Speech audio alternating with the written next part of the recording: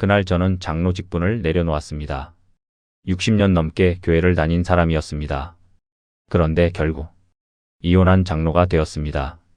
그날은 주일이었습니다. 예배가 끝난 뒤 당회실 문 앞에 서 있었습니다. 문 손잡이를 잡고 한참 서 있었습니다. 문을 열고 들어가면 말해야 할 것이 있었기 때문입니다. 장로님 몇 분이 먼저 와 계셨고 담임 목사님도 자리에 앉아 계셨습니다. 저는 자리에 앉지 않았습니다. 그냥 서서 말했습니다. 저는 장로 직분을 내려놓겠습니다. 그리고 말했습니다. 아내와 이혼했습니다. 그 순간 방 안이 조용해졌습니다. 누군가는 놀란 얼굴이었고 누군가는 아무 말도 하지 않았습니다. 그 자리에 서 있으면서 이상한 생각이 들었습니다. 60년 교회를 다닌 사람의 마지막 장면이 이런 모습일 수도 있구나. 그날 집으로 돌아오면서 저는 처음으로 제 신앙을 다시 생각했습니다. 도대체 어디서부터 잘못된 걸까? 그래서 이 이야기를 처음부터 말씀드리려고 합니다. 저는 어릴 때부터 교회가 집보다 편했습니다. 할머니 손에 이끌려 처음 교회 문턱을 넘던 날이 아직도 기억납니다. 오래된 나무 의자의 감촉, 찬송가 소리, 예배당 특유의 냄새. 그 모든 것이 저에게는 집처럼 느껴졌습니다. 주일학교 시절 선생님께서는 저를 자주 칭찬하셨습니다. 성경 말씀을 잘 외운다고, 예배 시간에 조용하다고, 신앙이 좋은 아이라고. 그 칭찬이 좋았습니다. 지금 돌아보면 그때부터 시작된 것 같습니다. 사람들의 인정을 하나님의 사랑과 동일시하기 시작한 것이. 하지만 당시에는 그것이 잘못된 방향인지 전혀 알지 못했습니다. 청년부 시절에 아내를 만났습니다. 아내도 신앙이 깊은 사람이었습니다. 새벽 기도에 빠지지 않고 성경 읽기를 꾸준히 하고 봉사도 열심히 하는 사람이었습니다. 저는 그녀를 보면서 생각했습니다. 이 사람이라면 믿음 안에서 좋은 가정을 이룰 수 있겠다고. 그 생각이 틀리진 않았습니다. 하지만 그것만으로는 부족했다는 것을 훨씬 나중에야 알게 되었습니다. 결혼식은 교회에서 했습니다. 목사님이 주례를 맡아주셨고 성가대가 축가를 불렀습니다. 하객 중 절반 이상이 교인이었습니다. 우리는 그날 하나님 앞에서 서약을 했습니다. 그 서약이 얼마나 무거운 것인지는 그때는 충분히 알지 못했습니다. 결혼 초에는 행복했습니다. 적어도 저는 그렇게 생각했습니다. 아내도 그랬는지는 나중에야 물어보게 되었습니다. 우리는 함께 새벽 기도를 다녔고 주일마다 같은 자리에 앉아 예배를 드렸고 교회 행사에 빠지지 않았습니다. 겉으로 보기에는 완벽한 신앙 가정이었습니다. 그런데 언제부터였을까요? 우리는 집에서 점점 말이 줄어들기 시작했습니다. 처음에는 사소한 것들이었습니다. 아내가 뭔가를 말했을 때, 제가 제대로 듣지 않았다거나 제가 결정을 내릴 때 아내와 상의하지 않았다거나 그런 작은 일들이 쌓이기 시작했습니다. 하지만 저는 그것을 심각하게 받아들이지 않았습니다. 부부란 원래 그런 것이라고, 살다 보면 다 그렇게 되는 것이라고 스스로를 안심시켰습니다. 그리고 주일마다 교회에서는 웃었습니다. 아이들이 태어나면서 우리의 삶은 더욱 분주해졌습니다. 아이들을 교회에 데려가는 것이 우리 부부의 가장 중요한 의무처럼 느껴졌습니다. 주일학교 개근, 성경 암송대회 준비, 어린이 수련회 참석. 아이들은 교회에서 모범적인 아이들로 알려졌습니다. 사람들은 말하곤 했습니다. 저 집은 참 믿음 좋지. 아이들도 얼마나 반듯한지. 장로님 댁은 뭔가 달라. 그 말들이 저에게는 보람처럼 느껴졌습니다. 지금 돌아보면 그 보람이 문제였습니다. 가정의 진짜 모습이 아니라 교회에서 보이는 모습에 만족하고 있었던 것이니까요. 제가 집사 직분을 받던 날 저는 진심으로 감사했습니다. 하나님께서 저를 써주신다는 것이 너무 영광스러웠습니다. 그런데 직분을 받고 나서부터 이상한 압박감이 생기기 시작했습니다. 집사는 모범이 되어야 한다는 것. 집사 가정은 흠이 없어야 한다는 것. 누가 말해준 것이 아니었습니다. 제 스스로 만들어낸 기준이었습니다. 그래서 더 위험했습니다. 아내와 다툼이 있어도 티를 내면 안 되었고 힘들어도 힘들다고 말할 수 없었습니다. 교회 사람들 앞에서는 항상 괜찮아야 했습니다. 그렇게 가면을 쓰기 시작했습니다. 처음에는 어색했습니다. 하지만 시간이 지나면서 그 가면이 점점 자연스러워졌습니다. 어느 순간부터는 가면과 진짜 얼굴이 어느 것인지 헷갈리기 시작했습니다. 장로가 된 것은 결혼한 지 20년이 넘었을 때였습니다. 노예에서 안수를 받던 날 저는 눈물을 흘렸습니다. 진심으로 감사했습니다. 하나님께서 저 같은 사람을 이런 자리에 세워주신다는 것이 믿기지 않을 만큼 감사했습니다. 그런데 그날 밤 집에 돌아와서 아내와 저는 각자 방으로 들어갔습니다. 아무 말도 하지 않고. 그게 우리의 일상이었습니다. 교회에서는 장로와 권사로 손을 잡고 예배드리는 부부였지만 집에서는 말 한마디 없이 각자의 공간으로 들어가는 동거인이었습니다. 그 괴리감을 저는 오랫동안 외면했습니다. 그러다 어느 해 가을이었습니다. 제가 장로가 된 지 4년쯤 되었을 때였습니다. 교회에서 구역 예배가 우리 집에서 열리게 되었습니다. 아내는 며칠 전부터 준비를 했습니다. 음식을 만들고 집을 정돈하고 손님 맞을 준비를 하나하나 챙겼습니다. 구역 식구들이 들어오고 예배를 드리고 식사를 하면서 웃음이 끊이지 않았습니다. 그 자리에서 한 권사님이 말씀하셨습니다. 장로님 댁은 정말 화목하고 좋네요. 저는 미소를 지으며 고맙다고 했습니다. 그런데 그 말을 듣는 순간 이상하게 가슴이 내려앉았습니다. 화목하다는 말. 그 말이 왜 그렇게 낯설게 들렸는지. 사람들이 돌아간 후 저와 아내는 함께 상을 치우고 설거지를 했습니다. 아무 말 없이 딱 하나의 소리만 있었습니다. 그릇 부딪히는 소리. 그 침묵 속에서 저는 생각했습니다. 우리가 화목한 가정이구나. 사람들 눈에는. 그 생각이 처음으로 저를 부끄럽게 만들었습니다. 하지만 그 부끄러움도 오래가지 않았습니다. 다음 날이면 또 교회에 가야 했으니까요. 그 자리에서 또 웃어야 했으니까요. 그게 우리의 패턴이었습니다. 교회에서는 웃고 집에서는 침묵하고 교회에서는 손잡고 집에서는 각자 방으로 들어가고. 그 패턴이 10년이 되고 20년이 되었습니다. 사람은 참 무서운 것이 익숙해지면 그게 정상처럼 느껴진다는 것입니다. 저는 그것이 정상인 줄 알았습니다. 아니, 정상이 아니라는 것은 어딘가에서 알고 있었지만 그것을 꺼내보는 것이 너무 무섭고 불편했습니다. 꺼내보는 순간 무너질 것들이 너무 많았으니까요. 그러다 결정적인 일이 생겼습니다. 막내 아이가 중학생이 되던 해였습니다. 어느 주일 저녁, 가족이 다 같이 저녁을 먹고 있었습니다. 텔레비전 소리가 배경음처럼 깔려 있었고 우리는 각자 밥을 먹고 있었습니다. 그때 막내가 뜬금없이 물었습니다. 아빠, 왜 교회에서만 엄마 손잡아요? 밥을 먹다 멈췄습니다. 아이는 아무렇지 않게 물었습니다. 그냥 궁금해서 물어보는 것처럼. 하지만 그 말이 심장을 찔렀습니다. 저는 대답을 못했습니다. 뭐라고 해야 할지 몰라서가 아니었습니다. 할 말이 없어서였습니다. 아내도 아무 말을 하지 않았습니다. 그냥 밥그릇만 내려다보고 있었습니다. 잠깐의 침묵 후에 막내는 다시 밥을 먹기 시작했습니다. 마치 아무 일도 없었다는 듯이. 하지만 저는 그날 밤 오랫동안 잠을 이루지 못했습니다. 아이는 알고 있었습니다. 우리가 교회에서 연기하고 있다는 것을. 그것을 아이가 눈치채고 있다는 사실이 이상하게 부끄럽지 않았습니다. 그보다 더 무거운 감정이 찾아왔습니다. 미안함이었습니다.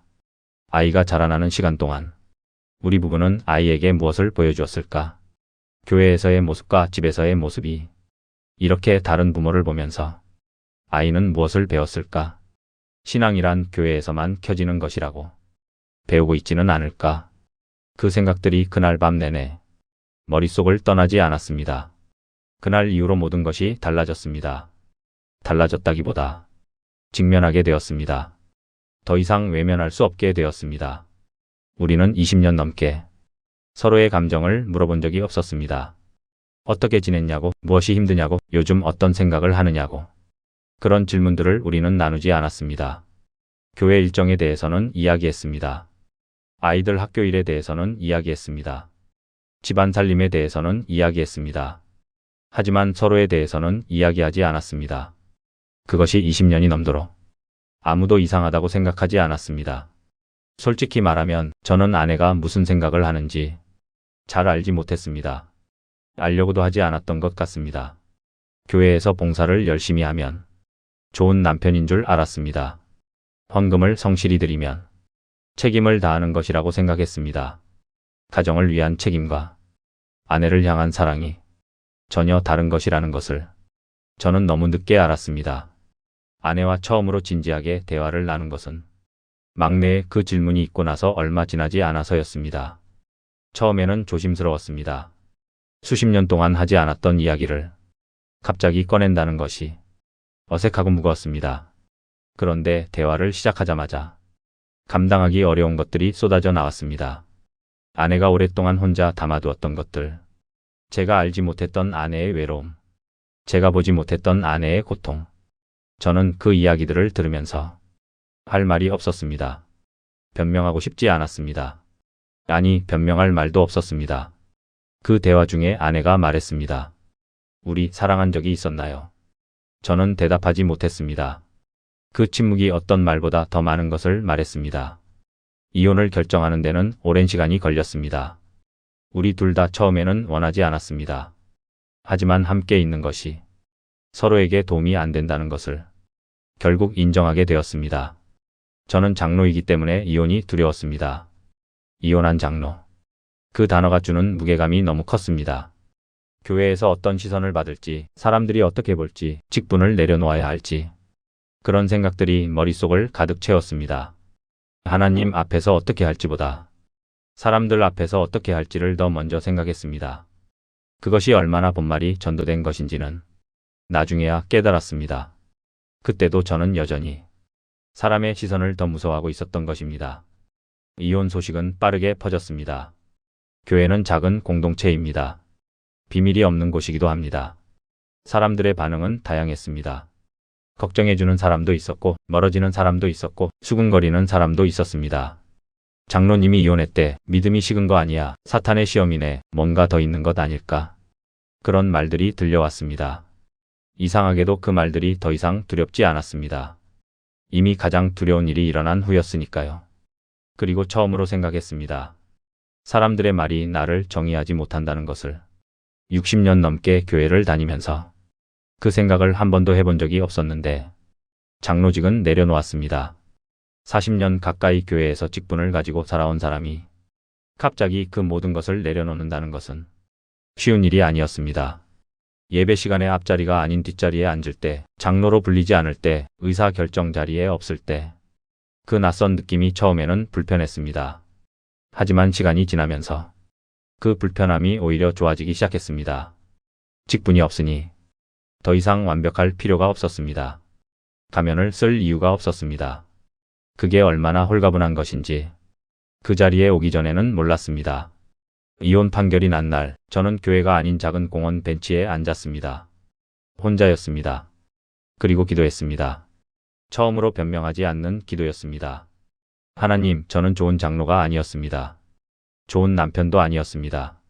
좋은 아버지였는지도 모르겠습니다. 저는 오랫동안 당신보다 사람들의 시선을 더 두려워하며 살았습니다.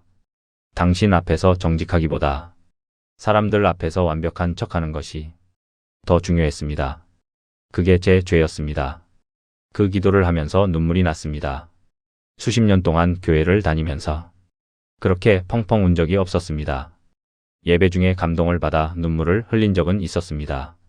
하지만 그것은 이 눈물과 달랐습니다. 이날의 눈물은 완전히 무너진 자리에서 나오는 눈물이었습니다. 그 눈물이 가장 정직한 기도였습니다. 돌아보면 우리의 문제는 분명했습니다. 우리는 하나님을 사랑한다고 말했지만 실제로는 사람들의 인정을 원했습니다. 교회의 평판이 가정보다 중요했습니다. 형식은 완벽하게 지켰지만 마음은 오래전부터 죽어 있었습니다. 새벽 기도는 빠지지 않았지만 기도가 형식이 된 지 오래였습니다. 11조는 제때 드렸지만 감사가 아니라 의무로 드린 지 오래였습니다. 성경을 읽었지만 그 말씀이 삶으로 연결되지 않은 지 오래였습니다. 그것이 우리의 위선이었습니다. 위선이라는 말이 너무 가혹하게 들릴 수 있습니다. 하지만 저는 그 단어를 피하지 않으려 합니다. 왜냐하면 그것이 사실이었으니까요. 많은 분들이 물을 수 있습니다. 그러면 그 긴 시간 동안의 신앙생활은 다 의미가 없었던 것이냐고. 저는 그렇게 생각하지 않습니다. 하지만 그 신앙생활이 생각만큼 깊지 않았다는 것은 인정합니다. 표면의 신앙이었습니다. 보이는 신앙이었습니다. 하나님 앞에서의 신앙이 아니라 사람들 앞에서의 신앙이었습니다. 그리고 저는 그 차이를 이혼을 통해서 처음으로 배웠습니다. 아이러니하게도 아내와 저는 부부로 돌아가지는 않았습니다. 하지만 우리는 서로를 용서했습니다. 그것이 쉬운 일은 아니었습니다. 수십 년 동안 쌓인 감정이 한 번의 대화로 풀리지는 않았습니다. 여러 번의 만남과 대화, 때로는 오해와 다시 풀어가는 과정들을 거쳐서 천천히 용서에 이르렀습니다. 그리고 아이들에게 사과했습니다. 아빠가 가면 쓰고 살았다고. 교회에서 보여주던 모습이 진짜 아빠의 모습이 아니었다고. 그 말을 하는 것이 부끄러웠지만 하지 않으면 안 될 말이었습니다. 아이들은 많이 울었습니다. 그리고 말했습니다. 알고 있었다고. 그 말이 또 마음을 찔렀습니다. 하지만 이번에는 그 찌름을 피하지 않았습니다. 지금 저는 직분 없는 평신도로 예배드립니다. 처음에는 그것이 초라하게 느껴졌습니다. 60년 넘게 교회를 다니며 집사, 장로의 자리에 있던 사람이 이제 아무 직분도 없이 뒷자리에 앉아 예배드리는 것이. 하지만 지금은 이 자리가 좋습니다. 이 자리에서는 가면을 쓸 필요가 없으니까요. 완벽하지 않아도 됩니다. 실수해도 됩니다. 힘들면 힘들다고 해도 됩니다. 그런데 솔직하게 말씀드리면 지금도 완전히 자유로운 것은 아닙니다. 오래된 습관은 쉽게 사라지지 않습니다. 교회에 가면 여전히 눈치가 보일 때가 있습니다. 누군가 저를 바라볼 때 이혼한 전직 장로로 보이는 것 같아 움츠러들 때가 있습니다. 아이들과 이야기하다가 가끔 예전의 방식으로 말이 나올 때가 있습니다. 내가 또 가면을 쓰고 있구나 하고 깨달을 때가 있습니다. 달라진 것이 있다면 그것을 알아채게 되었다는 것입니다. 예전에는 가면을 쓰고 있으면서도 그것이 가면인지 몰랐습니다. 지금은 씁니다. 그리고 씀과 동시에 합니다. 그리고 조금씩 내려놓으려 합니다. 그게 전부입니다. 신앙이 무엇인지에 대해서 저는 다시 배우고 있습니다. 오랫동안 저는 신앙을 형식과 직분과 봉사로 이해했습니다. 새벽 기도를 몇 번 나갔는지, 헌금을 얼마나 드렸는지, 봉사를 얼마나 했는지, 그것이 신앙의 척도라고 생각했습니다. 지금은 조금 다르게 생각합니다. 신앙은 하나님 앞에서 정직한 것이 아닐까 하고, 내가 얼마나 약하고 부족한 사람인지를 그분 앞에서 인정하는 것, 그분 앞에서 가면을 벗는 것, 그것이 진짜 신앙의 시작이 아닐까 하고, 적어도 저에게는 그랬습니다. 하지만 이것도 제가 완전히 이해한 것이 아닙니다. 여전히 배우는 중입니다. 아마 죽는 날까지 배우겠지요. 공원 벤치에서 드린 기도가 제 삶에서 가장 진실한 기도였다고 지금도 생각합니다. 그 기도 이후로 조금씩 달라졌습니다. 완벽하지는 않습니다. 여전히 사람의 시선을 의식할 때가 있습니다. 여전히 약한 모습을 드러내기가 두려울 때가 있습니다. 하지만 예전과는 다릅니다. 이제는 그 두려움을 알고 있으니까요. 그것이 어디서 오는 것인지 알고 있으니까요. 그 암이 전부이지만 그 암이 생기기까지 60년이 걸렸습니다. 이 이야기를 여기까지 꺼내는데 오랜 시간이 걸렸습니다. 부끄러운 이야기이기도 하고 누군가에게는 불편한 이야기이기도 하고 아직 정리되지 않은 부분도 많습니다. 그럼에도 꺼내기로 한 것은 저와 같은 자리에 있는 분들이 분명히 계실 것이라고 생각했기 때문입니다. 직분이 있어서 힘들다고 말하지 못하는 분, 교회에서의 모습과 집에서의 모습이 너무 달라서 스스로가 낯설게 느껴지는 분, 가면을 언제부터 쓰기 시작했는지도 모르는 분, 그런 분들에게 말씀드리고 싶습니다. 하나님은 완벽한 가정을 찾으시는 게 아니라고, 흠 없는 직분자를 찾으시는 게 아니라고, 그분은 정직한 마음을 찾으신다고, 가면을 벗고 있는 그대로의 모습으로 나오는 마음을 기다리신다고. 저는 그것을 가장 힘든 시간을 통해 배웠습니다. 더 일찍 배웠으면 좋았겠다고 생각하지 않는 것은 아닙니다. 하지만 늦었어도 배웠다는 것에 감사합니다. 이 영상을 끝까지 보아주셔서 감사합니다. 쉽지 않은 이야기를 들어주셔서 진심으로 감사드립니다. 여러분의 이야기도 듣고 싶습니다. 혹시 직분과 신앙 사이에서 무게를 느끼신 적이 있으신지, 교회에서의 모습과 집에서의 모습이 달랐던 경험이 있으신지, 아니면 지금 가면을 쓰고 있다는 것을 알면서도 내려놓지 못하고 있으신 것이 있으신지 댓글로 나눠주셔도 좋겠습니다. 누군가의 고백이 또 다른 누군가에게 큰 위로가 될 수 있다고 저는 믿습니다. 긴 이야기 들어주셔서 감사합니다.